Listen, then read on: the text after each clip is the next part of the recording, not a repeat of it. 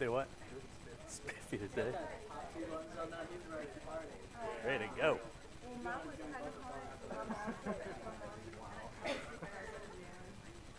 All right, let's go ahead and get started today. A couple of things before I forget about them. One is today is the last day of the Money Smart Week presentations, today at 4 o'clock in Mason Hall. Had a pretty good turnout yesterday for yesterday's program, gave away a lot of really good stuff. And today is the final day to get your name in the for the just the giveaways, and then also the drawing for the two $500 scholarships if you are an undergraduate student. So again, that's today at 4 o'clock. Also, you're going to have, let's see, you've had 3 today so far. So your fourth quiz, which will cover Chapter 6, which is bond valuation, will open. I'll probably get it open sometime this afternoon after class, and it will stay open through probably next Tuesday. Okay, so you'll have a few days to work on your quiz. And then the last quiz will cover Chapter 7, and we'll start on Chapter 7 next week, which is the bond valuation chapter, and so I'll get that posted. So you'll be finished with your quizzes fairly soon. Now let me remind you that, as I've mentioned already, the grades on Canvas that you see, your averages on Canvas are not correct, okay? Part of that's my fault because I haven't figured out or haven't gone to ask anyone, how do I get this fixed?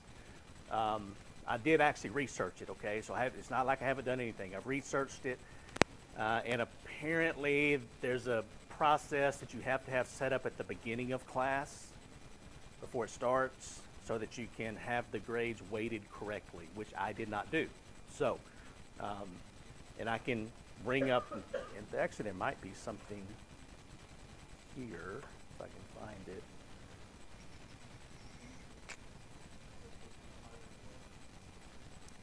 They're probably, for example, if you've got, let's see, okay, it's not here. I'll send it out to you. It's just a simple formula of how to calculate your grade if you want to see what you have so far. But probably your grade is going to be higher than it should be. The reason is the quizzes count the same as tests on Canvas. So if you've got 3 100s on your quizzes, and you've made, let's say, an 80 on test 1 and a 90 on test 2, those 3 100s are going to pull up your average because they're supposed to count, I think, maybe 6 or 7% of your grade, something like that. So the tests are weighted higher, but again, I can't get it to work out like it should on Canvas. So maybe next semester I will get an earlier start and get that taken care of. All right, so this will be your quiz will be here, and I'll change the dates on this, and we will get that started. All right, so are there any questions before we jump into Chapter 6, finish up Chapter 6 today, our bond valuation chapter? No questions? Man, this warm weather must be, although it's cooler today, but this is keeping people out of class, I guess. Can't focus. All right, so let's see. Where did we end up? Now, we were talking about bonds, bond valuation. We went through using your financial calculator, calculating the price of a bond. And I think this is where we stopped, okay? So with yield to maturity.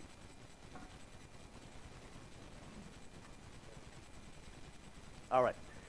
Now, again, we've talked about the price of bonds and how to calculate the price of bonds. And the reason this is important is for a couple of reasons. One is we're understanding bonds as a way that corporations can raise money if they want to finance a project, but also as an investor, you can buy bonds. You can buy government bonds, you can buy corporate bonds, you can even buy sometimes bonds issued by foreign countries or businesses. And there's a certain level of risk involved, just like with any investment. Some bonds aren't very risky at all. Some bonds are extremely risky. And the riskier the bond, the higher the yield that you would require from that particular bond. Because that's what we've been saying all semester. If you perceive a higher level of risk in an investment, you expect a higher rate of return. So the yield to maturity, this is, and you'll hear me abbreviating this as simply the YTM. The definition is here, it's the rate of return earned on a bond purchased at a specific price and held until maturity. And that's what the name implies. It is what the yield that you're going to earn per year if you buy a bond today for a certain price and you hold it till the bond matures. And that, it doesn't matter whether the bond matures in a year, 10 years, 20 years, 30 years, you can calculate the yield to maturity. Now, a couple of items about this. This is also called the promised yield because if you buy a bond, you expect it to pay the interest payments and you expect to receive the par value when the bond matures. So that's kind of just, I mean, why would you buy a bond if you thought it was going to go bankrupt halfway through the process, okay? You wouldn't. It's, the yield to maturity is typically also called the interest rate on newly issued bonds of similar risk, or the market rate of interest. And if you're trying to do this by hand, I will tell you your financial calculator, your $30 saves you a lot of time calculating yield to maturity. Because if you have to do it by hand, it can be done, but it would even a simple yield to maturity problem may take 20 minutes to calculate. Because it's a process of, you're just basically a process of elimination of what is the yield to maturity. And I'll show you kind of the background behind that in just a minute. Now with your financial calculator, it's pretty simple. We're going to be doing the same thing that we did on Tuesday. The only difference is instead of solving for payment, instead of solving for present value, we're given the present value or the price of the bond. So we're going to enter that. And one thing that you want to be sure of, and you'll notice this if you don't, the present value or the selling price of the bond has to be entered as a negative number. If it's not a negative number, you're going to get an error 5 message on your calculator, on your screen. And if you see that, you need to think automatically, okay, I need to put my present value as a negative. So you'll put in the future value, the present value, the end, the payment, and we're solving for, in this case, the interest per year or the yield to maturity. So to do this, what we're looking for is essentially we're trying to find the rate that would cause the present value of the right-hand side of this equation to equal $887, which in this case is the selling price of the bond. And so if you take a look at this slide, this is your bond valuation formula. We looked at that on Tuesday. So we said the value of the bond is equal to the interest payment divided by 1 plus the required return, or in this case, 1 plus the yield to maturity. And so we've got this, and we had a 10-period bond, I believe, on Tuesday. So you would have 10 interest payments and a principal or a par value payment. So you'd have 11 present value calculations. So what you're trying to do essentially is if we substitute in an interest rate here for the letter R, and we're going to substitute the same number all through the equation, does it cause this side of the equation to equal 887? Now, imagine if you've got a 30-year bond that pays interest semi-annually, you would have 61 calculations. So what you do is you just guess. You just start. You're like, okay, I don't know. Where should I start? Maybe I'll start with 12%. So you put in 0.12, 1 plus 0.12, 1 plus 0.12, 1 plus 0.12, 61 times. You do the calculations, you add them all up. Does this side of the equation equal 887? I can guarantee you on your first try through, it's not going to. So then you have to go, okay, based on what I calculated, should I increase or decrease my interest rate? And you do it again. And you're still not going to get it right. But you can get close. And through extrapolation, you can get fairly close to the right yield to maturity, but you're never going to get it exactly right. And so with your calculator, it takes 10 seconds. So much, much easier to do with your financial calculator. So in this case, the correct rate would be 10.91%. So if you buy this bond today for $887, you hold it for the entire time until it matures, and you receive the interest payments and the par value, you're going to earn 10.91% per year on this particular investment. Now, let me ask you this. If we were going to start here with an interest rate, and we were just guessing at what the yield to maturity would be, based on the selling price of the bond and based on what you know about bond value behavior that we talked about on Tuesday, why do we start at 10.91%? Or why would we start at any rate higher than the 9% coupon rate?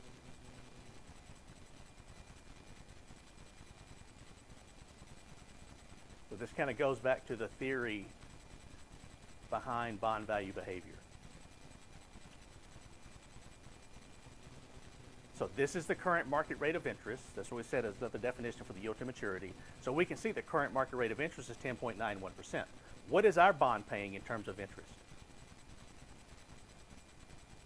$90 per year. $90 divided by 1,000 is how much?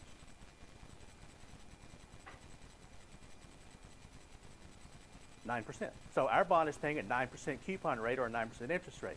So we know that if the market rate is 10.91%, our bond is only paying 9%, that the bond has to be selling at a discount to entice anyone to buy it. Otherwise, nobody's going to pay $1,000 for a bond that pays 9% interest if they can buy a brand new bond with the same risk that pays 10.91%. So again, that's if you see a bond selling at a discount, you know automatically, okay, the yield to maturity has to be higher than the current coupon rate. And that's where we would start. Now, this kind of summarizes all of that, and kind of what happens with a bond. So if the coupon rate is less than the required return, the bond sells at a discount. If the coupon rate is higher than the required return, the bond sells at a premium. And if the coupon rate is equal to the required return, the bond would sell at what we call par. It sells for its face value, which is typically $1,000. Also, we said that if interest rates rise, the price of a bond falls. And this is our negative relationship that we talked about. You're going to see a question about this. Walk out of any finance class, you need to understand that there's a negative relationship between bond prices and interest rates. All right, so that is bond value behavior. So let's go through and practice. So if you've got your financial calculator, let's calculate the yield to maturity for this bond. And I'm trying to remember where the other information is. Okay, so it's here, I think.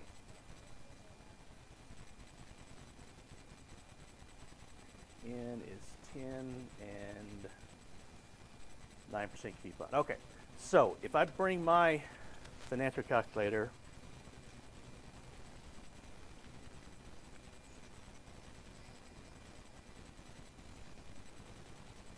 up.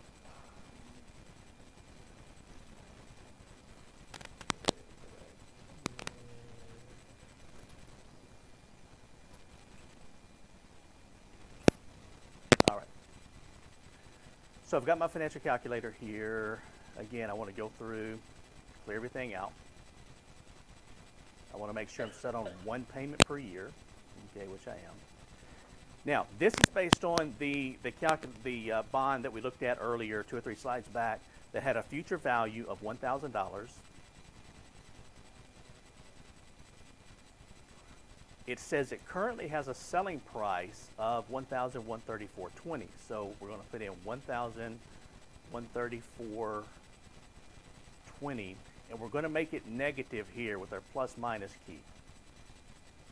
Okay, it has to be entered as a negative number. So then we will press our present value key. N was 10 for this particular bond. It matures in 10 years. N. And the payment, it paid a 9% coupon. So 90 was the payment. We've got 4 values entered. We want to solve for the fifth, which in this case is going to be the I/Y. So if we compute the I/Y, it tells us that this bond's yield to maturity is 7.08% compared to the coupon of 9%. Now again, somebody explain to me, why are we earning less than the coupon rate for this particular bond?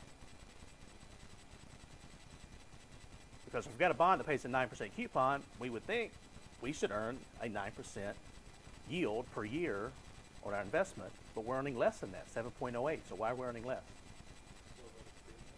Because it's selling at a premium. That's exactly right. Remember, we had to pay $1,134 for this bond, not $1,000. If we paid $1,000 for it, our yield would be 9%. But since we had to pay a premium, we have a capital loss as part of our yield, and that capital loss combined with the interest yield gives us a total yield or yield to maturity of 7.08%.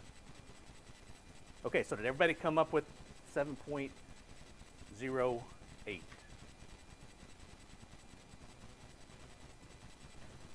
All right. Now, we've been dealing so far with bonds that have semi-annual, or excuse me, annual interest payments. And the reason we do that is because it's just easier to work with. But in reality, most of the time, bonds pay interest semi-annually, 2 times per year. So we have to know how to handle this if we want to calculate the price of a bond or calculate the yield to maturity for a bond. Now, it's pretty straightforward. It's just like we did back in Chapter 5. What we're going to do is, if you have a semi-annual interest payment bond, we're going to leave our calculator set on 1 payment per year. We're going to multiply the years to maturity by 2. So we're changing everything to 6-month increments. We're going to divide the nominal rate by 2, and we're going to divide the payment by 2. And we're going to enter everything just like we would. So you'll notice the present value, there's no adjustment to be made. The future value, there's no adjustment to be made. But everything else, we multiply or divide by 2. So pretty straightforward, pretty simple. We can practice on this one. Here is a 10-year bond, pays a 10% coupon, pays interest semi-annually, and the required return is 13%. So if we wanted to calculate the selling price of this bond, first of all, we need to go through and clear everything out, and we'll just enter our information. So since it doesn't tell us, we assume the bond has a $1,000 par value. So the future value is 1,000. N is a 10-year bond, but it pays interest semi-annually, so 10 times 2 is 20 interest payments that we're going to receive. So 20 is our N. It pays a 10% coupon, which multiplied by 1,000 is $100 per year, but we're going to divide that by 2, so that's $50 every 6 months. And the required return on this bond is 13% per year, but if we divide it by 2, that's going to be 6.5% every 6 months. So 6.5 is the I/Y. And we want to compute, in this case, the present value. So if I did that correctly, you should come up with a price of $834.72. Is that what you came up with? Okay, so everybody comfortable with this? Still pretty simple, pretty straightforward. And this will be on your quiz. I mean, I'll go ahead and tell you. You'll have, I think they're all calculations on the quiz, 5 questions, all bond value calculations or yield to maturity calculations. So if you understand this, you're going to have an easy time with the quiz.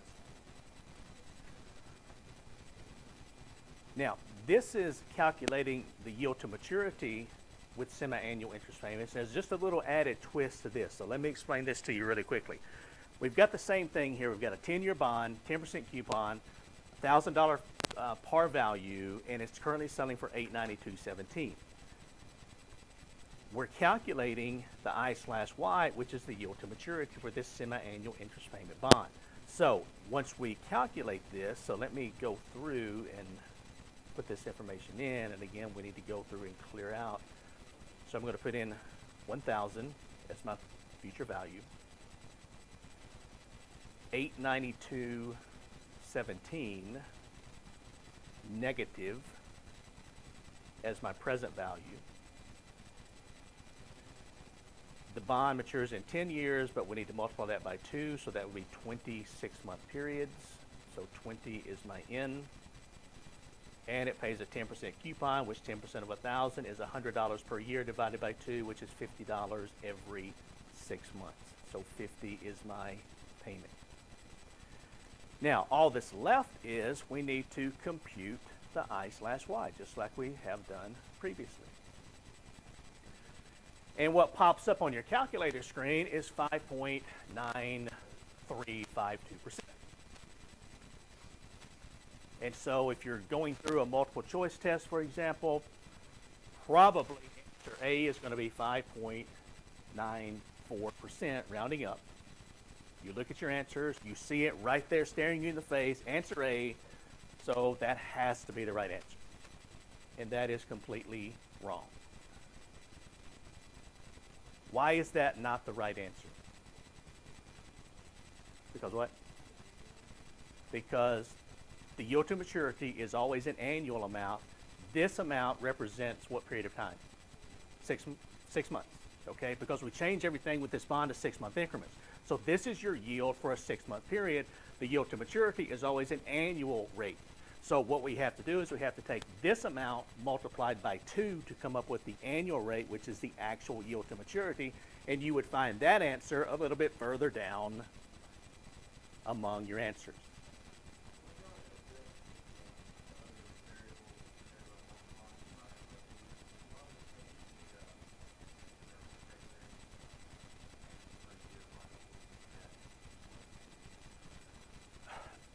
Okay, that's a good question. When you change the payments per year, what you're doing is you have to use what's called an effective rate of interest, okay, unless you multiply by the number of years, like we did, for example, with the loan problems that we worked. And again, you can do this a couple of different ways. There's probably about 3 different ways you can get to this answer. I think this is probably the easiest way for most people to understand. But if you wanted to change it to 2, then you would put in the actual effective rate of interest that you're using, and you could come up with the same answer. It's just that you have to adjust from the nominal rate of interest to the effective rate of interest based on semi-annual compounding. You have to do all that first, then put it into your calculator, compute the I/Y, and you would come up with the same answer. Okay? So that's kind of a complicated way of telling you, but that's about as simple as it gets. All right, so if we take the 5.94% multiplied by 2, that would be your, so I want to make sure you understand semi-annual bonds. If you're calculating the price, you don't have to make any changes. You change the inputs, whatever the price is the price. With the yield to maturity, you change your inputs, multiply and divide by 2. When you get your solution, then you need to remember, I changed everything to 6-month increments. This is a 6-month rate of interest. I need to change it to an annual rate by multiplying by 2. Okay? All right. I can see you are all thrilled to death that we're still talking about bonds. I mean, I can see it on your faces. You're sitting there just on the edge of your seat going, okay, let's learn something else about bonds. Well, luckily, okay, we can. So let's continue and talk about bonds for just a few more minutes. All right, what you see on the screen here, this is talking about bond ratings. And just like you, when you get a grade for a class, you're essentially being rated. Now, sometimes the ratings might not be fair, but that's what's happening. With bonds, there are professionals who rate bonds based on their safety. Because again, when we're talking about finance, we're talking about risk and managing risk. So you've got professional companies such as S&P, stands for Standard & Poor, Fitch's, you've got Moody's, and you have other rating agencies, and that's what they do. They rate businesses that issue bonds, and they rate government agencies that issue bonds in terms of how likely is this business or this government agency going to be able to make the interest payments when they're due on the bond and make the par value payment at the end of the life of the bond. And you'll see some of their ratings that they use. Now, there's no difference here. What they try to do is they try to distinguish themselves among their competitors by using a little bit different terminology. So for example, S&P and Fitch, for their highest grade bond, they use, it's called a AAA bond, and they use all capital A's. For Moody's, it's also a AAA bond, but they use a capital A and two lowercase a's. Not much difference. It's just kind of their trademark. So you'll see we start at the top, AAA. This is the highest rated bond, which of course the highest rated bond has the least risk, so it's going to pay the lowest rate of interest. That's an important part of this. It's important for the companies or the agency, the government agencies that are issuing the bonds. It's also important for the investors, because if I'm the corporation that I used on Tuesday, the example, and I'm issuing $200 million worth of corporate bonds to build a new factory, I want to be rated as high as possible, because that means I get to pay a lower interest rate to my bondholder. So it's just like if any of you went to the credit score presentation that I made yesterday. I said that the higher your rating, the higher your credit score, the lower interest that you have to pay, because you're considered less risky to the lender. Well, if you are issuing bonds, remember, you're the lenders. You're the one buying the bonds. And so if I'm a AAA rated bond, I can pay less interest to you. If I'm a AA rated bond, I'm a little riskier than AAA, but it's still a pretty good rating. It's going to have a little bit higher interest rate, single A, and then down to triple B. Now, I want you to notice these first four grades are what's called investment grade bonds. And this is an important aspect of bond rating, because there are certain companies that can only invest in investment grade bonds. Your bank is one of those companies. Your bank invests heavily in bonds, typically government bonds, but they have to be investment grade. So they can be federal government bonds, they can be state government bonds, or even local bonds, which we call municipals. But if they're not investment grade, they can't buy them.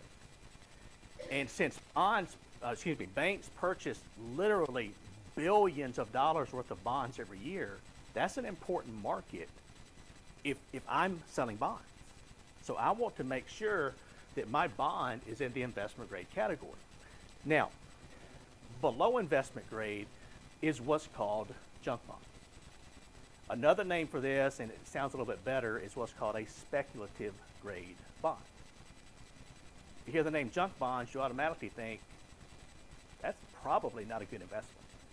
Well, that's actually not always true. What this simply means is a junk bond or a speculative grade bond is not in the investment grade category. So it would be labeled, it's below the first four categories, double B, single B, triple C, and you can just keep going down from there. When a bond is rated a junk bond or a speculative grade bond, it doesn't necessarily mean it's a bad investment. It just means it's riskier than the top four categories. And since it's riskier, what does that imply about the rate of interest you're going to earn from a bond, let's say rated double B, compared to triple B? That's right, it's going to be higher. You're going to earn a higher rate of interest. So if you're looking at bonds, there are some really good bonds out there that would be considered junk bonds. They have a little bit higher risk, but more than likely, you're still going to get all of your interest and your principal back on that particular investment. You can see here, this is just some percentage of defaults on different rated bonds within 1 year and 5 years. So for example, AAA rated bonds, there were no defaults within the first year or within the first 5 years on AAA rated bonds. AA rated, within 1 year, none of them defaulted. Within 5 years, 1/10 of 1% of these bonds defaulted. That's almost none. And then you can go on down to single A and triple B. Now, when you get down to the junk bond category, Notice within 1 year, 1.5% of the bonds issued defaulted, which means they stopped making their interest payments. 7.5% within 5 years. Even single B, 2.7 and 9.3. These are still pretty reasonable numbers. But notice the jump from single B ratings to triple C. Notice the percent of defaults. A big difference. Now, this is related to the economy. The economy plays a big role in this. Are we in a recession? Are we in a period of an upward swing with the economy? So these percentages are going to change. But if I were an investor and I'm looking at this, and let's say I'm looking at the first 4 categories, and I'm thinking, you know what, these, I know they're safe, but that's just not a high enough yield for me to invest in these bonds. I want to earn a higher rate of return. I would probably look at some of the junk bonds, but I would probably stop looking after a single B rating, because I could probably take this much risk and this much default risk. I probably wouldn't be willing to gamble this much. So again, it changes all the time. But junk bonds or speculative grade bonds, it doesn't necessarily mean they're bad investments. It just means they're riskier than an investment grade bond. Now, these bond ratings, this is one thing that when we talk about the financial crisis of 2008 and when a lot of banks went out of business, one of the problems was that these bond rating agencies were supposedly rating the bonds that your banks were buying accurately. The problem was, and there's been a lot of kind of back and forth on this as to whether it's true or not, but a lot of these rating companies, people claim they just didn't do a very good job, or they didn't do their job at all in terms of rating these bonds, because these rating companies make a lot of money from the bond issuer. And so if let's say you're the one selling the bond, I'm the one rating the bond. So we meet, and I look at your company's financial statements, and I talk to you about it, and I'm thinking, you know what, I'm thinking we're going to have to go with a double B rating on this. Well, first of all, you're not going to be very happy about that, because you're trying to sell these bonds, hopefully, to, among other buyers, banks. But a bank can't buy your bond if it's double B rated. So we go back and forth, and the issue is, if you're a big investment bank trying to issue these bonds, and you're an investment banker making tens of $millions per year, then I'm an employee for Moody's rating agency, and I'm making $100,000 per year, plus I might be getting some potential kickbacks if this bond is rated high enough. What do you think it's going to take for me to push this bond from a double B to a triple B rating? Or could that possibly happen? Is everybody completely honest all of the time in the business world? No. Okay? And if you think they are, we need to have a serious talk. Okay? But again, this is one of the arguments that was made, is that the bond rating agencies, they took kickbacks, they didn't rate the bonds correctly, banks bought the bonds with your deposit money, they were riskier than the banks thought, the bonds defaulted, and the banks lost a lot of money. That's why we've had over 500 bank failures since 2008, just in the United States alone. And a big reason was because of the investments that they made. Now, this kind of sums up what we just talked about. The highest 4 ratings, known as investment grade, and any bond lower than that is what's called a junk bond. Now, an interesting aspect to the junk bond market is there was a guy by the name of Michael Milken, who he is known as a junk bond king. And back in the 1980s, there was actually no marketplace where you could come together and buy and sell junk bonds. There was really not much interest in it. And so Michael Milken actually put together a marketplace for junk bonds. He was also a very charismatic person, and he sold a lot of junk bonds. And again, there's nothing wrong with selling junk bonds. The problem is he sold junk bonds to companies and individuals who had no business investing in junk bonds. And he sold it to them by, I'll call it, stretching the truth. So he sold junk bonds to a lot of retired people, a lot of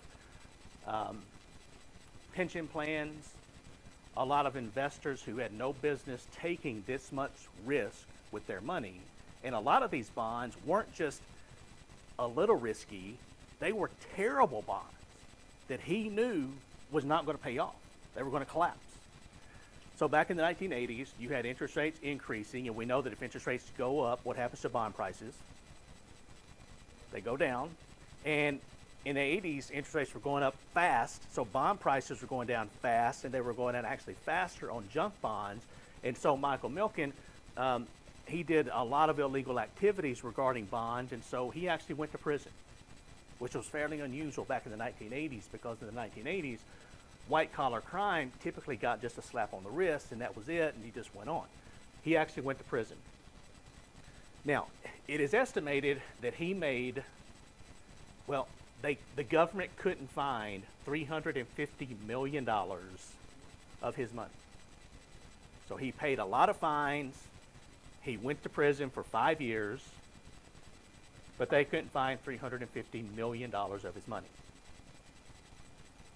Now, if you do the math on that, let's say he took the $350 million, he parked it in some type of offshore account or accounts where the government couldn't find it. He went to prison for 5 years for making this illegal $350 million. If you do the math on that, that's about $70 million per year of prison time. Now, I'm not saying you should do this, okay? But that's not a bad return on your investment, $70 million per year for 5 years in prison. Now, there are some other powers that come into play here. So, for example, when Michael Milken was in prison, he was diagnosed with cancer. I'm not saying that's karma. I'm not saying that's payback. I'm just saying, that happened to him. And so it was kind of unusual back, and he's still alive, actually. You can Google Michael Milken. He's worth actually a lot more than $350 million now, because some people, just no matter what happens, they can make money. Now, he's barred from the investment world. He cannot participate in investments of any type any longer. But I was flipping through the channels one night late, having trouble sleeping. This was just a few years ago, and I'm flipping through the channels, and I flip by one of these home shopping channels, and I see this guy and this lady. I flip on by, and I'm like, hey, that guy looked kind of familiar.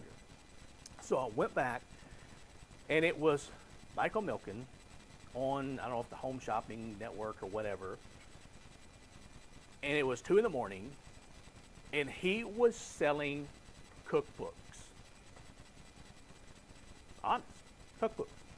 Because when he was in prison, he was diagnosed with cancer, and he kind of got on this healthy eating, how to eat to help prevent cancer type of thing, and he actually started writing cookbooks.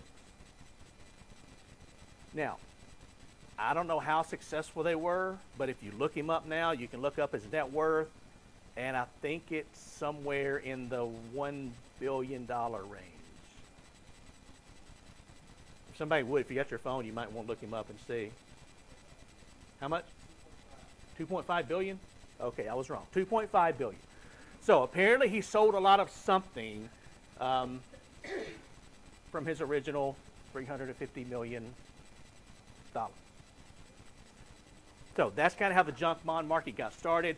Today it doesn't have such a negative connotation, but still, I mean, you have to be careful when you're investing. Do what?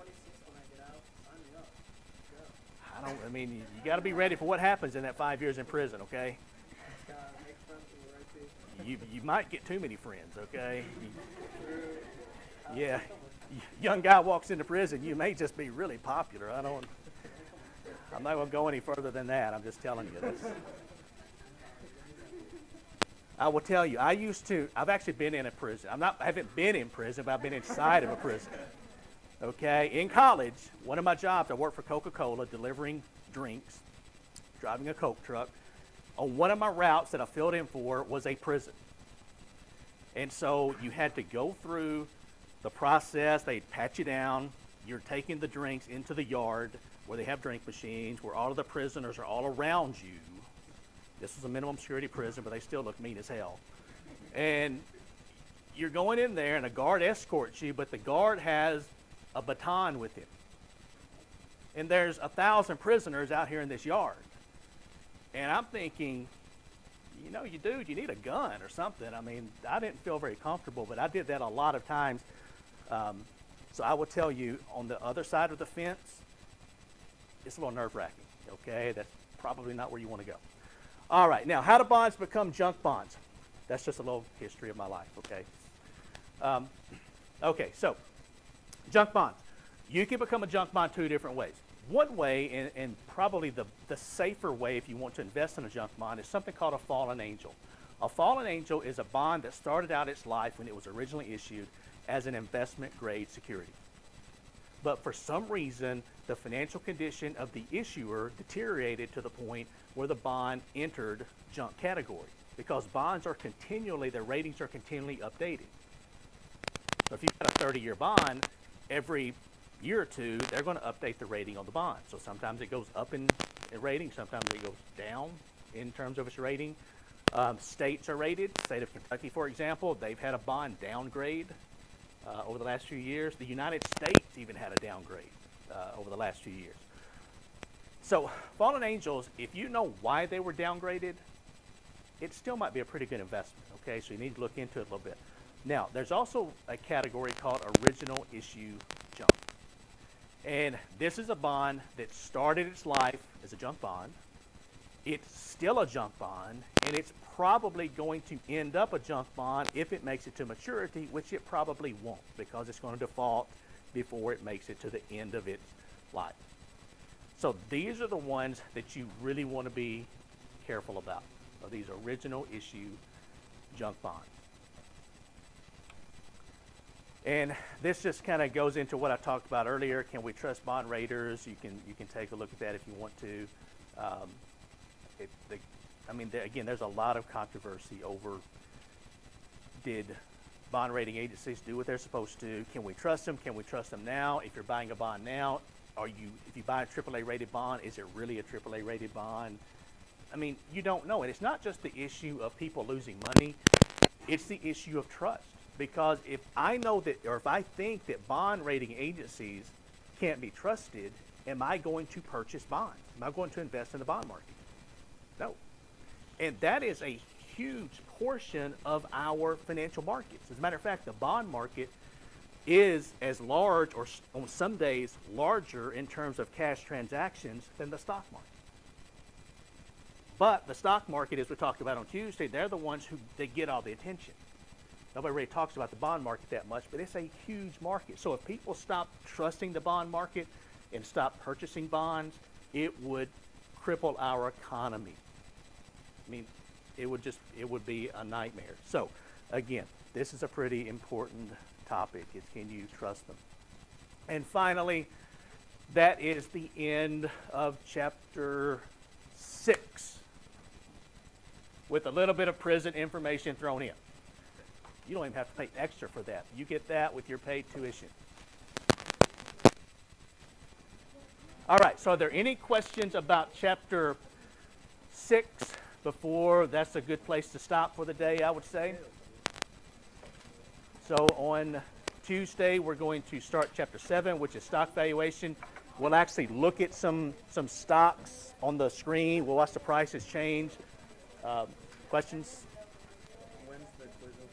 The quiz will open. I'm going to go to my office right now. I'll open the quiz for both the in-class and the online class, and it will stay open until, I'll say, Tuesday night at midnight, just in case you have any questions on Tuesday about the quiz.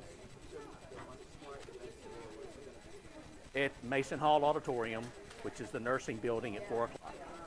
If anybody attended the Money Smart programs and you haven't received credit, just send me an email letting me know that you attended, and I will be sure to put your credit on Canvas. Everybody have a great weekend. Have a safe weekend. I'll see you Tuesday.